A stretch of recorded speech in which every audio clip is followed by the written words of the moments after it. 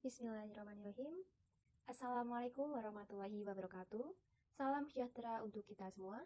Salam hormat kepada Bapak Wahyu Pribadi STMT selaku dosen pengampu mata kuliah Praktikum Troubleshooting PLC. Di sini kami dari kelompok 1 mendapat kesempatan untuk mempresentasikan hasil diskusi dari Praktikum 4, yaitu mengenai Train Treatment System. Sebelumnya, perkenalkan anggota kelompok 1, yaitu 1. Dava Zulkifla Beliska dengan NIM 184308032. Yang kedua, Kistia Meilani Sanda dengan NIM 184308021. 3. Muhammad Alfian Hidayat dengan NIM 184308030. Yang keempat, Muhammad Abdul Aziz dengan NIM 184308033. Yang kelima, Muhammad Aji Pangestu dengan NIM 184308031. Yang keenam, Ratriana Lia Monalisa dengan NIM 184308037. Berikutnya kami akan menampilkan simulasi rangkaian Train Treatment System dengan menggunakan software WinProLadder. Silakan disimak dengan baik-baik. Pada praktikum ini, kami dari kelompok 1 berkesempatan membuat program Train Treatment System menggunakan software WinProLadder.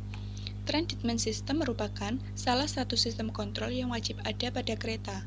Treatment System didesain untuk mendeteksi keadaan driver, apakah driver dalam keadaan sadar atau tidak. Dideteksi melalui satu input berupa saklar yang terletak di master control dan harus ditekan secara berkala oleh seorang driver. Apabila dalam beberapa detik yang sudah ditentukan, driver tidak menekan saklar tersebut, maka akan teridentifikasi bahwa driver dalam kondisi tidak sadar.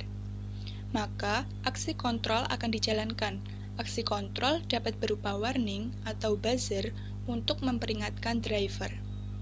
Namun, jika driver tidak menekan saklar dalam jangka waktu yang cukup lama, maka akan ada aksi berupa emergency brake di mana kereta akan dipaksa untuk berhenti karena driver teridentifikasi dalam kondisi tidak sadar. Sehingga Train Treatment System ini merupakan salah satu safety system pada kereta. Bismillahirrohmanirrohim. Pada rang 000, X0 berfungsi sebagai saklar power. M1922 berfungsi sebagai menghasilkan sinyal pulse setiap 1 detik sebagai input counter. Sedangkan X1 berfungsi sebagai push button deadman untuk mereset nilai counter. Pada counter pertama memiliki nilai PV10 berfungsi mengaktifkan M0 yang akan mengaktifkan fungsi lampu indikator pada rang 002. Pada rang 001, counter kedua berfungsi jika push button deadman X1 tidak diaktifkan selama 30 detik yang akan mengaktifkan M2 fungsi emergency stop Y1 pada rang 005 dan mengaktifkan buzzer Y2 pada rang 006. Lampu indikator berkedip selama 0,5 detik dan buzzer berkedip selama 0,5 detik. Ketika X0 dinyalakan, maka akan menggerakkan M1922 dan akan menambahkan input 1 detik pada counter. Ketika input lebih dari 10 detik, maka lampu indikator akan menyala, dan ketika deadman dinyalakan, maka lampu indikator akan mati dan juga akan mereset ulang counter.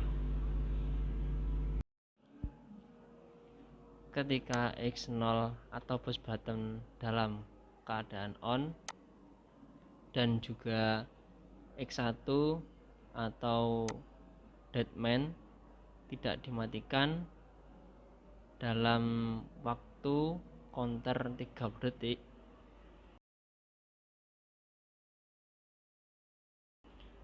maka akan mengaktifkan buzzer dan juga mengaktifkan lampu indikator.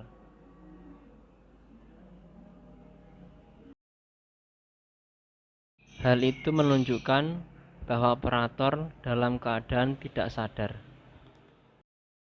Dari praktikum troubleshooting PLC kelima ini, dapat disimpulkan bahwa pertama, dalam rangkaian Trend-Deadman System, saklar M1922 digunakan untuk menghasilkan sinyal pulse setiap 1 detik sebagai input counter, sehingga counter akan bekerja dengan logika +1. Yang kedua, Deadman System saklar X1 dapat diaktifkan apabila counter kedua aktif, selama lebih dari sama dengan 10 dengan ditandai lampu indikator berkedip dan buzzer berkedip serta mengaktifkan emergency brake. Dan yang terakhir, saat Deadman System saklar X1 sudah diaktifkan, maka counter kembali reset dan mematikan lampu indikator serta buzzer. Demikian tadi beberapa hal yang dapat kami sampaikan pada kesempatan kali ini. Mohon maaf yang sebesar-besarnya apabila ada tutur kata maupun tindakan yang kurang berkenan bagi Bapak atau Ibu maupun teman-teman sekalian. Dengan ini presentasi kami tutup. Wassalamualaikum warahmatullahi wabarakatuh.